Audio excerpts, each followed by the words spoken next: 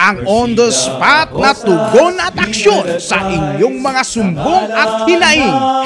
#palatawag. Sa mga nakantabay nating live viewers ngayon, handa na po ba kayo? Handa na!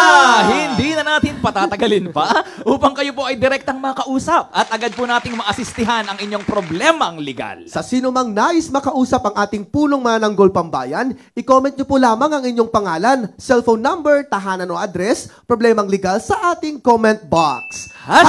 #palatawag na! May makakausap tayo, Henry. Opo, Chief. #patawag number 1 via phone call si Miss Jenny from Baras, Rizal. Inakusahan daw po na nagnakaw ng gasolina. May Ayan, Facebook nandiyan link sa po. linya si Ma'am Jenny. Ano ba istorya nito, Enoch?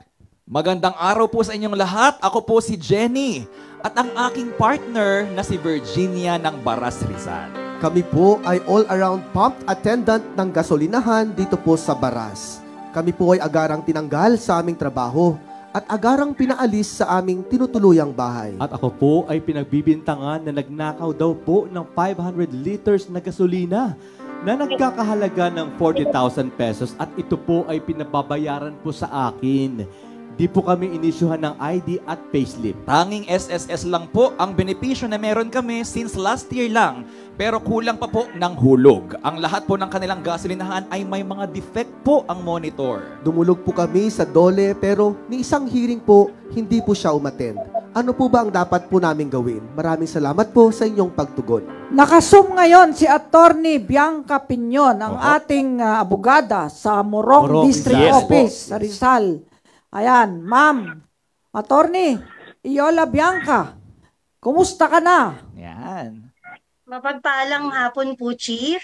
Okay naman po kami dito sa Paumorong. Oo, meron nasa linya natin, madidinig mo, si Ate Jenny. Jenny. Ayan, napagbintangan na... Nagnakaw Paano ng- na nakawin yung gasolina? 500 Hit liters. hit. Ganon? Paano Paano nga ba? manakaw yun? Ano po Halagang siya? 40K? Pump agent daw po siya sa gasoline station. So, pump parang agent. saan niya nilagay? Ayun, Ganon. saan niya nilagay? Ganon. At Okay. saka tulungan natin, yung SSS, incomplete ang hulog. Tapos, walang PhilHealth, walang pag-ibig.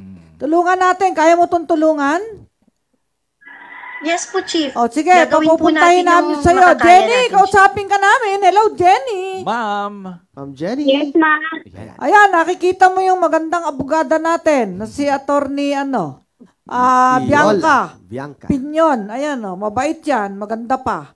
Okay. Tutulungan ka. Bibigay namin ang telepono mo para tawagan ka niya, ha? Okay. Yes, ma'am. Opo.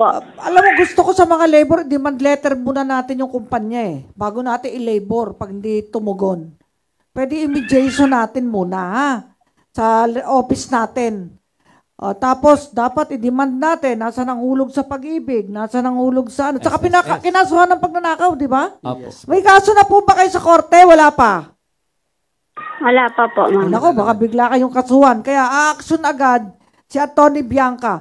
Atty. Bianca, update mo kami kung ano ang update niya na, yung positive development sa tulong natin sa kanila. Opo. Jenny, salamat sa iyong Yes po, pagtitiwala. Hindi ka pababayaan ni Atty. Piñon. Okay?